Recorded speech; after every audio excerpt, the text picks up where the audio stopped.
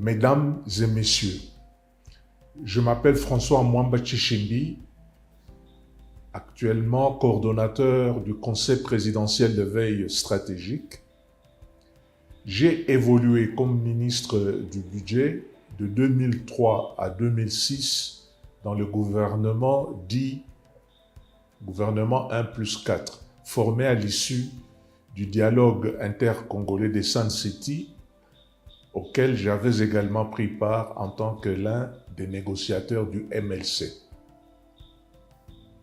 Au titre de ministre et dans l'exercice de cette fonction, j'ai rapidement été confronté à certaines faiblesses systémiques majeures de notre administration publique de l'époque, à savoir l'inefficacité, l'opacité, le manque de professionnalisme, notamment dans le chef des agents et fonctionnaires de l'État, plus spécialement les membres du Conseil des adjudications. Les insuffisances ainsi constatées faisaient en sorte que notre système de passation de marché public de l'époque ne correspondait nullement ni aux besoins d'un État moderne, ni aux standards internationaux de bonne gouvernance. Ce système était en effet à l'origine des lenteurs administratives enregistrées dans les traitements des dossiers. En outre, il favorisait l'émergence de plusieurs conflits d'intérêts et laissait la porte ouverte à une kyrielle d'abus, dont la corruption.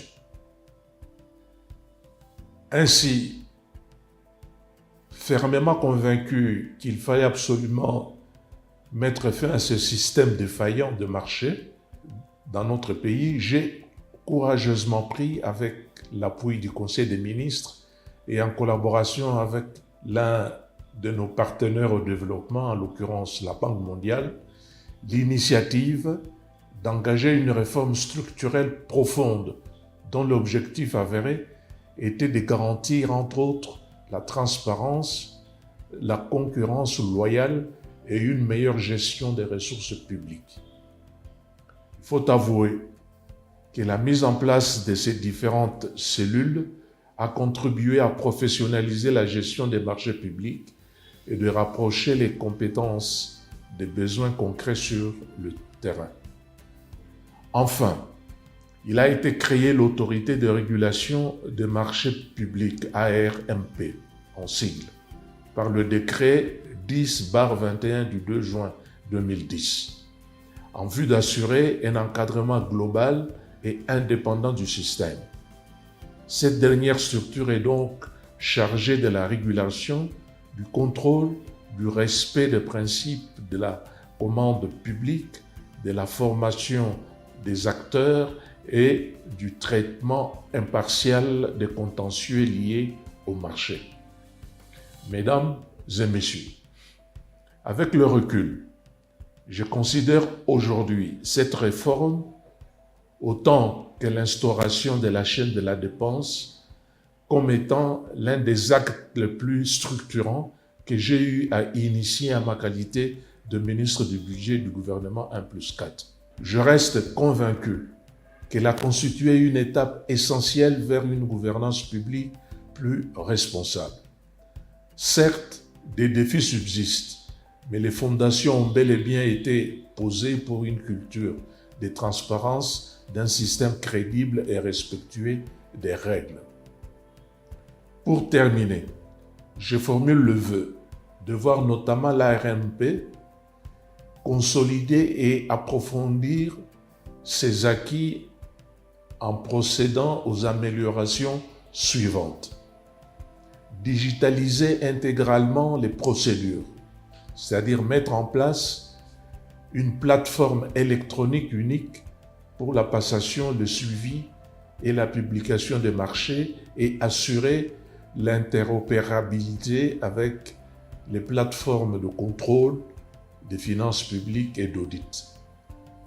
Renforcer les capacités de l'ARMP sur les évolutions des cadres juridiques, technologiques et pratique en créant une cellule de veille juridique et technologique.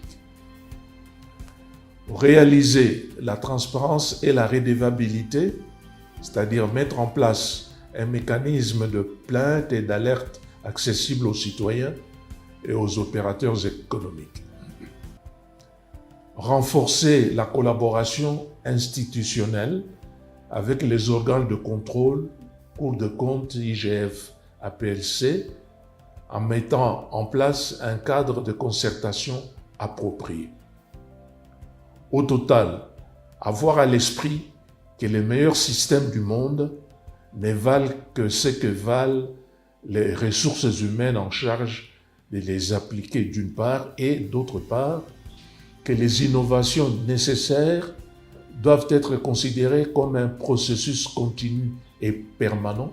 Les hommes passent certes, mais chacun a le devoir sacré de faire sa part dans l'intérêt et pour le développement de notre beau pays. Ai-je pu apporter ma modeste contribution lors de mon propre passage au ministère du Budget? Je pense que ce n'est pas à moi d'en juger. Je vous remercie.